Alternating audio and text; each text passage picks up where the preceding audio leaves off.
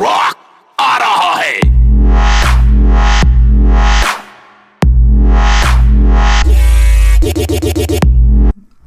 Hey yo, guess is back again. Tell your friend it's TheFatMan back with another video. Make sure to subscribe, comment and share. Today we're looking at the steroid transformation of Mark William Calloway, better known as The Undertaker. 6'10" and 300 pounds, widely regarded as one of the greatest professional wrestlers of all time and the longest tenured wrestler in the company's history at 30 years. Calloway, more popularly known as for his portrayal of his wrestling gimmick known as The Undertaker in the WWE, he gained a significant mainstream popularity as a horror-themed macabre entity who employed scare tactics and held links to the supernatural. Ever since retiring, The Undertaker has been doing something which he never did while spending 30 years with the WWE, and that is public interviews.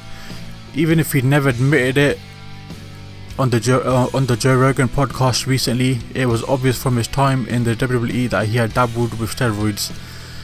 He says on the podcast, and I quote, "There was a time where everyone had to be big, jacked, right?" And The Undertaker said on the Joe Rogan Experience podcast.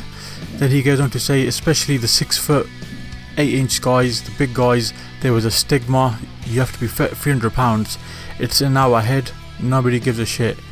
They're interested in the characters and what they do in TV, but in our heads, I've got to be 330 pounds, and I don't know how to do it. I couldn't get that big when I was on steroids. End quote.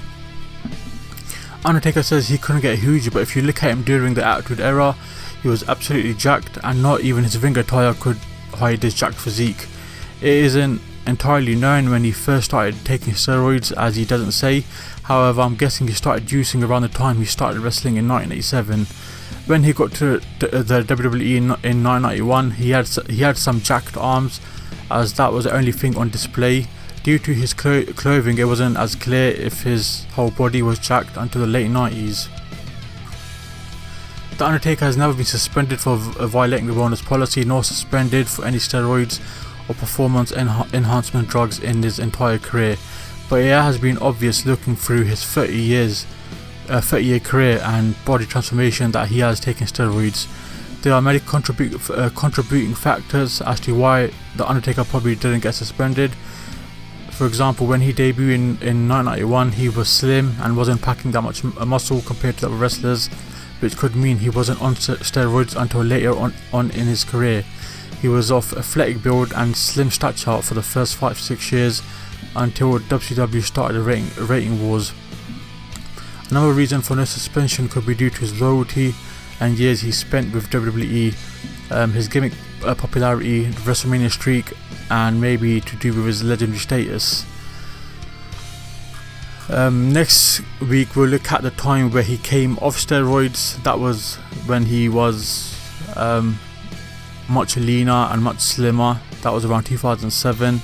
Hopefully you guys enjoyed the video. Make sure to subscribe, comment and share, and I'll see you guys next time. Peace.